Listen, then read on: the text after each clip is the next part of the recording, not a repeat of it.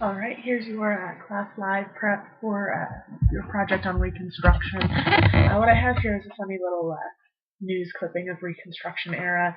There was a lot of mistrust of the African American at this point, and especially in the South, white people believed that with black equality would come all sorts of terrible things.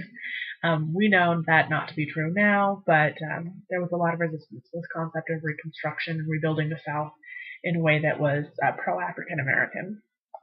So the first thing you're going to need to do is to select a thesis. And when I'm writing a thesis, I always say to myself, what is this essay asking me to do? What is it I need to do here?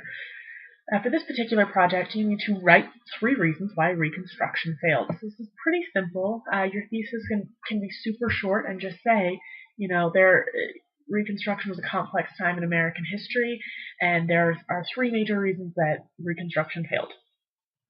That could be your thesis, and then you'll go on to list those 3 reasons. Now, selecting your 3 reasons, this is just a list I came up with arbitrarily. There are a lot more than this.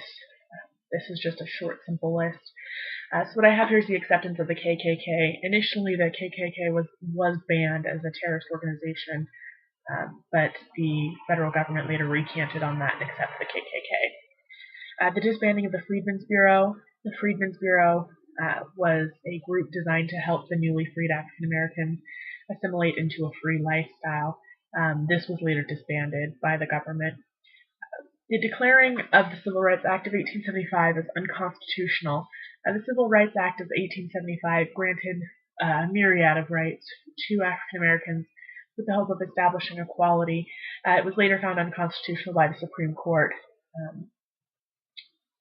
So that was definitely a hit to the Reconstruction era. The Compromise of 1877 plays a big role in the failure of the Reconstruction era. This is when the Republicans traded the presidential nomination for removal of armies from the South. Most people consider this to be the mark of the end of Reconstruction, but there are some other things that play into the Reconstruction era. Sharecropping was this kind of concept of indentured servitude. It reminds me a lot of the serfs in Europe during the Middle Ages, where newly freed African Americans could not afford to purchase land of their own, so they would lease land from rich southern white men and grow crops, and then have to provide a portion of their crops to the white men as a payment or rent for leasing the land. This effectively tied these newly freed African Americans to the land, and they made very little off of it because they paid so much in rent. So it really was in effect slavery still, without the whips. We had the creation of black codes. These are also kind of tied to Jim Crow laws later on that just prevent equality for African Americans. This concept of separate but equal, separate bathrooms, separate schoolhouses, and that sort of thing, just to keep quote-unquote African Americans in their place, as most Southern white people saw it at that time. And then finally, the upholding of Plessy v. Ferguson. This is the case that was upheld by the Supreme Court that approved the separate but equal. That was the federal government saying, oh, of course, separate but equal makes sense. Of course you can have separate schools as long as they're equal. In reality, we all know they were not equal, not by any stretch of the imagination, but the court did uphold those ideas. So again, these are just some main points that you can talk about. This list is not exhaustive. There are a lot of other resources and examples that you can discuss. This is just a short one I put together for you. Putting your essay together, this is just a short 3-paragraph essay.